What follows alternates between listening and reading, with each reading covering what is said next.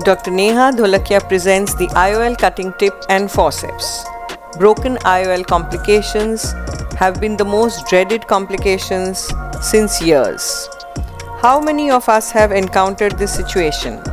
While injecting the IOL, it just shoots through the cartridge to cause a rent in the posterior capsule, only to be removed and replaced by a 3-piece lens to be placed in the sulcus. How many of us have experienced a broken haptic at the haptic-optic junction at the time of injection? Here the posterior haptic is broken and here the anterior haptic is broken. These can be explanted by either extending the wound to 6 millimeters or the twist and out technique, which requires a skilled surgeon stretching of the wound and cannot be done in case of a vitreous loss. The lens can be cut with a pair of scissors into 2 parts and removed through a 3 mm incision. This can cause a lot of rocking of the lens, and due to the opening and closing of the jaws of the scissors, they can touch the endothelium or the PC. This can lead to striate keratitis and sometimes even post-op Descemet's detachment. Introducing this innovative tip, which makes it easy for any surgeon to cut the IOL extremely easily into 3 or 4 or even 5 slivers.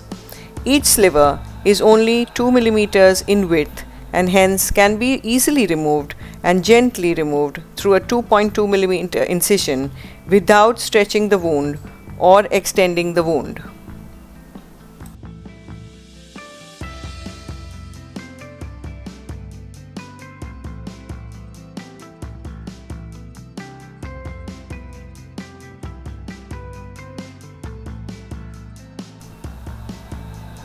The tip is made of titanium and it has to be screwed to the phaco probe and tightened as usual. The forceps are made of steel for strength and durability. Good amount of counter pressure has to be given with the forceps and the tip just cuts the lens like butter. It uses the ultrasonic power of the phaco machine to cut the IOL. All we have to do is grasp the lens and press the foot pedal.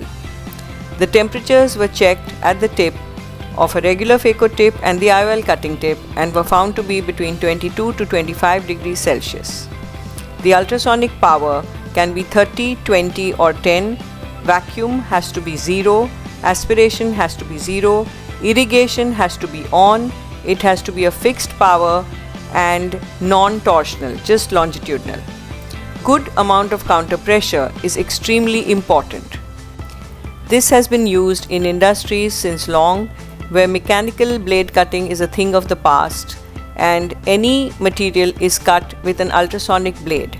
You can see how easily this piece of plastic can be cut due to the ultrasonic blade. There are separate tips for separate phaco machines, as all the tips vary in size from 20 mm to 30 mm.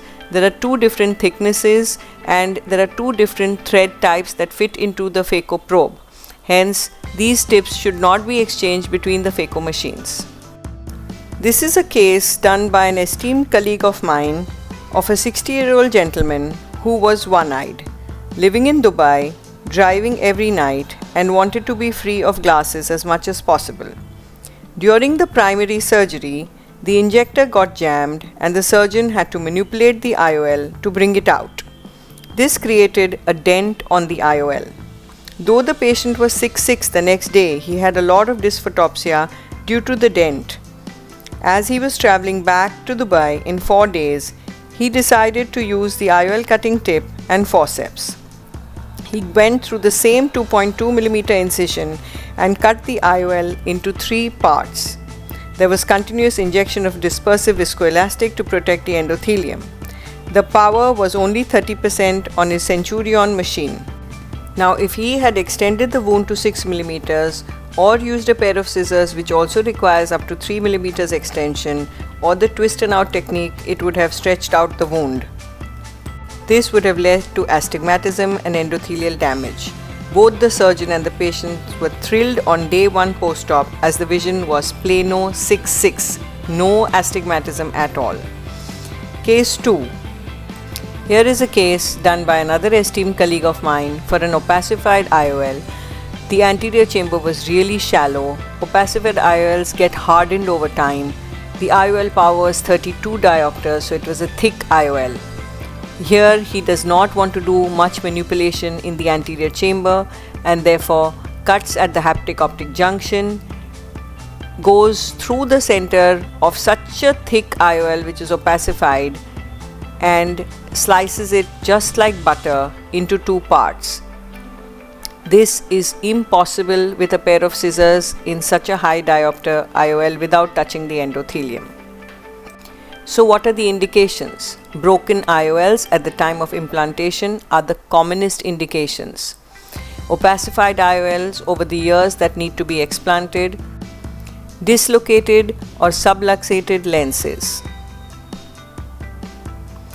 IOL exchange for halos, glare, dysphotopsia in trifocal or ringed IOLs. Refractive surprises. We will be seeing more and more of this post LASIK. This can be kept as an emergency standby, just like we have a vitrectomy cutter. It can be autoclaved or ETO'd and kept aside. It is available at www.iolcutter.in. Basically, this uses the ultrasonic power just to slice the IOL into 3 parts. The jaws do not open and close. There is the jackhammer effect which cuts the IOL, or the ultrasonic effect that cuts the IOL. All in all, the advantages over the other techniques. It can easily explant the IOL without extending the wound at all through a 2.2 mm incision. There is no tilting of the IOL needed. There is no wound stretching, no special skills required. It's very safe, respecting the posterior capsule and most importantly the endothelium. Thank you very much. The posterior capsule, the wound, and most importantly the endothelium. Thank you very much.